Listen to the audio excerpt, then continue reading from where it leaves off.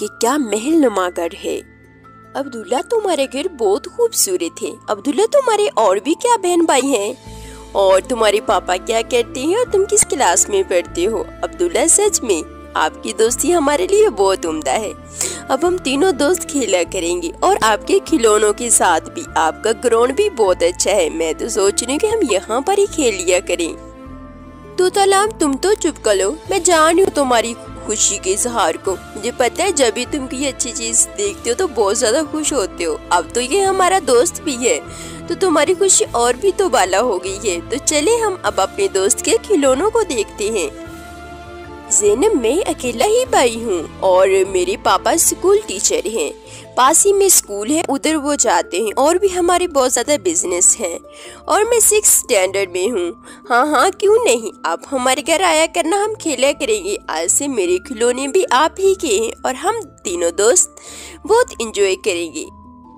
अब्दुल्ला ये कौन है? ये तो मैंने तुम्हारी दोस्त पहले कभी नहीं देखी। मुझे तो तुम्हारी क्लास फेलो भी नहीं लगती। माशाल्लाह कितनी प्यारी लड़की है।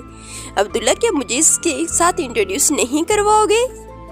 मुझे तो ये लड़की बहुत अच्छी लगी। माशाल्लाह कितनी डिसेंट है, लगता है किसी ऊंची फैमिली से और पढ़े लिखे खानदान की बेटी है। मम्मा जान इसका नाम ज़ैनब है और कल ही 3 बजे जब मुझे स्कूल से छुट्टी हुई तो मैं प्लेग्राउंड में खेलने के लिए गया था। तो ये अपने दोस्त तोताराम के साथ वहाँ पर खेल रही थी कि आपके साथ ये इसका जो तोता है ये इसका बहुत अच्छा दोस्त है। तभी मुझे भी ये बहुत अच्छी लगी। ओके बेटा, अच्छी बात है। अब आप अपनी दोस्त को क्या कुछ खाने के लिए नहीं बोलोगे? पहली दफ़ा तुम्हारी दोस्त हमारे घर आई है। हाँ बेटा, आप इसके खिलौनों से खेलो, जैसी मर्जी खेलो, आप ही के हैं। और मैं आप लोगों के लिए खाना लेकर आती हूँ, तो पहले आप लोग खाना खाइए, उसके बाद कोई और काम होगा। अब्दुल्ला पहले तो मैं तुम्हारा घर देख के सरप्राइज हुई थी, लेकिन तुम्हारी वालिदा भी बहुत अच्छी हैं। जी आंटी जी बिल्कुल। आज तो मैं अब्दुल्ला के साथ ज़रूर खाना खाऊंगी, तो आप मज़े की एक बिरयानी बना दीजिए, हम वो खाएंगे क्योंकि मुझे भी बिरयानी बहुत पसंद है और अब्दुल्ला बता रहा है कि उससे भी बहुत पसंद है। अब्दुल्ला की वालिदा बहुत ही ज़्यादा लालची थी। वो सोच रही थी कि ज़ैनब बहुत ज़्यादा अमीर ख़ानदान से है, तो इसलिए वो बड़े मज़े की खाने पकाकर ज़ैनब को इम्प्रेस करती है।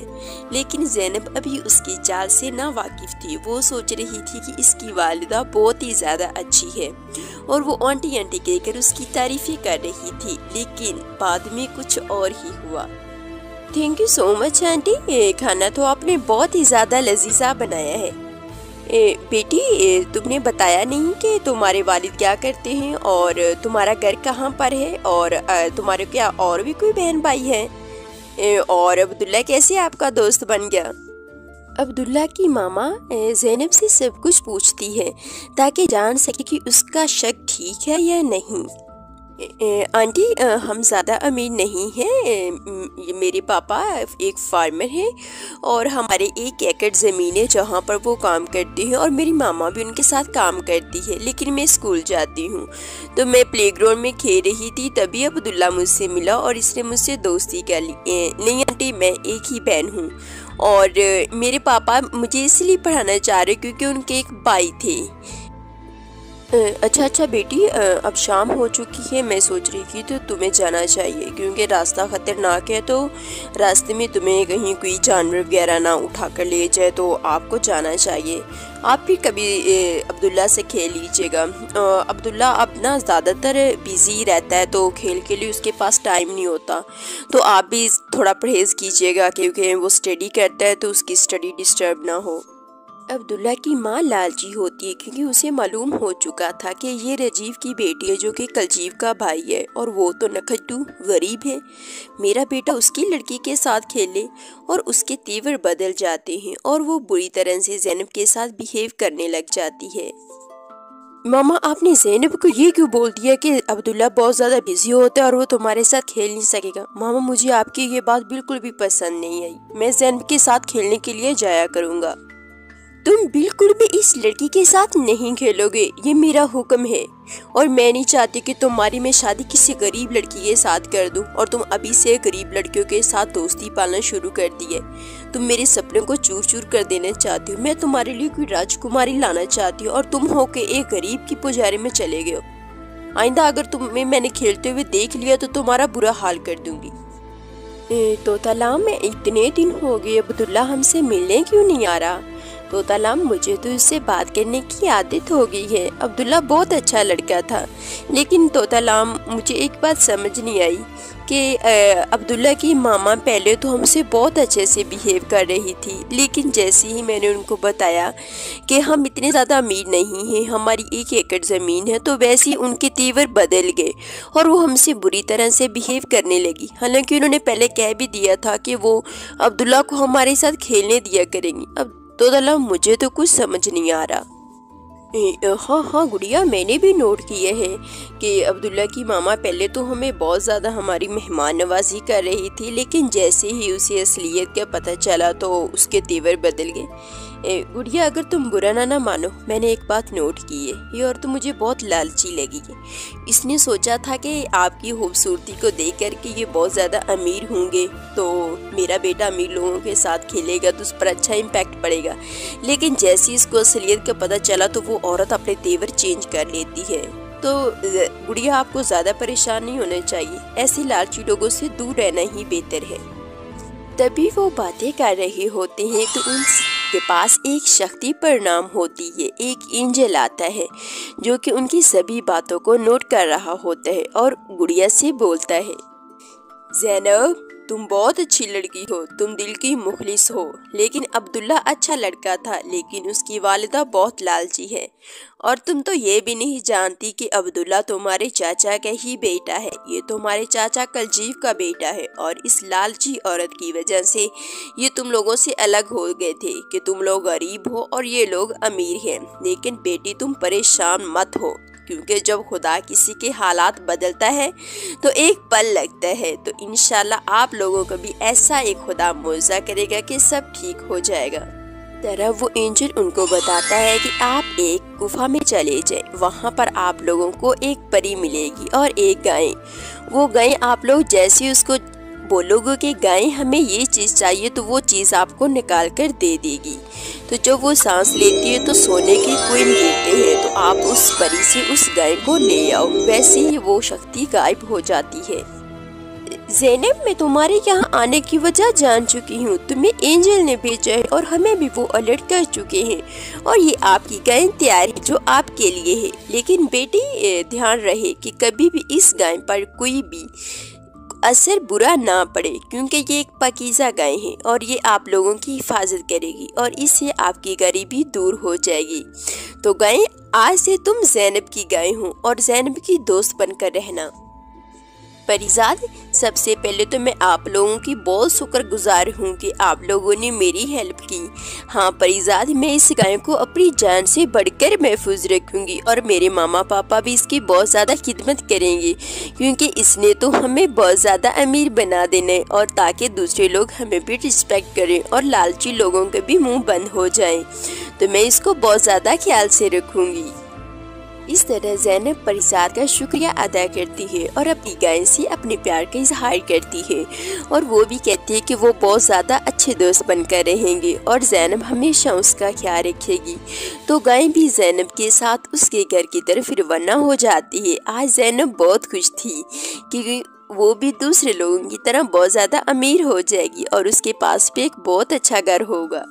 गाय माता, मैं आपको गाय नहीं बल्कि मैं आपको बोलूँगी लकी फ्रेंड। आज से आपका नेम है लकी फ्रेंड, क्योंकि आप मेरी बहुत अच्छी किस्मत वाली दोस्त हो और मैं आपसे बहुत ज़्यादा प्यार करूँगी और आपके खाने पीने के बंदोबस्त भी करूँगी। नहीं ज़ैनब, मैं खाती पीती कुछ भी नहीं हूँ, बस मैं तो एक जादुई गाय हूँ। जैसे आप कहोगी मैं आप लोगों को वही कुछ दिया करूँगी। तो वैसे वो दोनों घर की तरफ रवाना होती हैं। शाम का पहर ढल चुका था और ज़ैनब बगैर किसी खतरे के अपनी गाय के साथ खुशी खुशी से अपने घर की तरफ रवाना हो रही थी। तभी ज़ैनब अपने घर पहुंचती है और उसके मामा पापा वेट कर रहे होते हैं कि बहुत शाम हो गई है, लेकिन ज़ैनब अभी तक नहीं आई। जैसे ही ज़ैनब आती है उसके साथ एक गाय को देखकर वो बहुत ज़्यादा शॉक्ड हो जाते हैं कि ज़ैनब को ये गाय कहाँ से मिली। तभी वो ज़ैनब से पूछते हैं तो ज़ैनब उनको सारी कहानी बताती है, अब्दुल्ला से लेकर चाचा गलजीव की बीवी के बिहेवियर, और जैसे एक एंजल उनके पास आया और एक परिजात के थ्रू उनको ये गाय मिली, सभी कुछ वो अपने मामा पापा से शेयर करती है। और जो हदायत परिजाद उसको करती है वो भी सभी अपने मामा पापा को अलर्ट कर देती है कि इन चीज़ों का ख्याल रखना भी बहुत ज़रूरी है, और ये गाय हमें वो कुछ देगी, जैसे हम इसको बोलेंगे वैसे ही ये करेगी, और हम देखना अब बहुत ज़्यादा अमीर बन जाएंगे। ज़ैनब के मामा पापा बहुत ज़्यादा खुश होते हैं। वो ज़ैनब की गाय का बहुत ज़्यादा अच्छे तरीके से वेलकम करते हैं, और ज़ैनब उनको बताती है कि पापा जान, इसका नेम गाय नहीं बल्कि लकी फ्रेंड है, क्योंकि ये हमारी बहुत अच्छी दोस्त है और इसी की वजह से हमारी किस्मत चेंज होगी। तो सभी लोग उसको बहुत ज़्यादा रिस्पेक्ट करते हैं और उसके हर चीज़ का ख्याल रखते हैं। वो गाय को अपनी जान से भी ज़्यादा अजीज समझते हैं। अब वो बहुत ज़्यादा खुश होते हैं और सारी रात खुशी से उन्हें नींद नहीं आती है, और खुदा बारी ताला का शुक्र अदा करते हैं कि अल्लाह ताला ने उनकी फरियाद सुन ली, क्योंकि उनकी फसलें तो तबाही की वजह से, सैलाब की वजह से सारी तबाह बर्बाद हो चुकी थी, लेकिन खुदा ने उनकी एक हेल्प एक न्यू करिश्मा के ज़रिए की। तो अल्लाह ताला की कुदरत हर जगह पर मौजूद होती है। तो वो अपनी गाय का बहुत ख्याल रखते हैं। अगली ही सुबह वो खुशी खुशी से अपनी गाय को लेकर अपने फार्म हाउस में जाते हैं, जहाँ पर हर तरफ बहुत हरियाली ही हरियाली होती है। तो तभी ज़ैनब का पापा उसी गाय को हुक्म देता है कि हमें गोल्ड के कॉइन चाहिए। तो जैसे ही वो हुक्म देता है तो ऐसे करिश्मा होता है कि कुछ ही देर में कोइन के गाय की ज़बान से गोल्ड की कोइन निकलने लगती है। तो इतना सारा ढेर लग जाता है। तभी वो बोलता है कि बस गाय, हमें इतने काफ़ी हैं, आप हमारे वाकई लकी फ्रेंड हो, और ये गोल्ड बेचकर मैं बहुत बड़ा अमीर आदमी बन जाऊंगा, और ज़ैनब को भी बहुत ज़्यादा खिलौने ला कर दूंगा ताकि वो भी दूसरे बच्चों की तरह खेल सके। और रजीव और उसकी पत्नी इतने सारा गोल्ड के कॉइन देखकर बहुत खुश होते हैं, और ज़ैनब से भी बहुत ज़्यादा खुश थे कि उनकी बेटी को ये फ्रेंड कहाँ से मिली कि जो इतनी लकी है कि हमारी किस्मत बदल डाली। तो तभी वो अपने गोल्ड को सेल कर दिन ब दिन बहुत ज़्यादा अमीर होते जाते हैं। गांव में हर तरफ उन्हीं का चर्चा होता है। तो वो एक बंगलानुमा घर खरीदते हैं, और घर किसी महल से कम नहीं था। जो भी आता उसके घर को देखकर शॉक रह जाता, इतना खूबसूरत घर था। और ये खबर गलजीव की बीवी के कानों पर भी पड़ती है। तभी वो बहुत ज़्यादा शॉक्ड होती है कि हाँ, ये लोग इतने अमीर कैसे बन गए। तभी वो रजीव के घर आती है ताकि उनसे मादरत कर सके। भाभी, मुझे माफ़ कर दीजिए, मैं बहुत शर्मिंदा हूँ। मैं दौलत के लालच में आप लोगों जैसे अच्छे रिश्तेदारों को खो चुकी थी, लेकिन भाभी अब मुझे एहसास हो चुका है कि ये दौलत का लालच जो होता है इंसान को आंधा कर देता है। जो असल मिठास है वो अपनों में ही होती है, दिल के मुखलिसपन में ही होती है। भाभी मेरी गलती, ये माफ़ कर दीजिए। नहीं बानो, ये तुम क्या कह रही हो? तुम तो हमारी बेटी हो। आइंदा से ऐसे अल्फाज यूज़ नहीं करना। हम तो खुदा का शुक्र अदा कर रहे हैं कि आप लोग हमारे पास वापस लौट आए हैं। भाभी, अगर आपकी इजाज़त हो तो मैं ज़ैनब को अपने साथ अपने घर ले जा सकती हूँ। अब्दुल्ला इसको बहुत मिस करता है। ज़ैनब, तुम हमारे घर? I am very happy. मैं आपको देखकर बहुत खुश हो रहा हूँ यार। बहुत सरप्राइज भी कि तुम अचानक से कहाँ से आ गई। सच्ची यार, आई रियली मिस यू। बहुत याद किया है तुझे। Mr Abdullah, same to you. मुझे आंटी लेकर आई हैं अपने साथ। हाँ अब्दुल्ला बेटा, अब ज़ैनब आपसे कभी भी अलग नहीं होगी, और मैं आपको कभी भी ज़ैनब के साथ खेलने से मना नहीं करूँगी, क्योंकि मैं हकीकत को जान चुकी हूँ। मैं एक लालची औरत थी, लेकिन अब मेरा लालच बिल्कुल ख़त्म हो गया। अब मैं एक अच्छी इंसान बन गई हूँ। इस तरह से वो परिवार एक दफा फिर से इकट्ठा हो जाते हैं और अमीरी गरीबी का फर्क खत्म हो जाता है।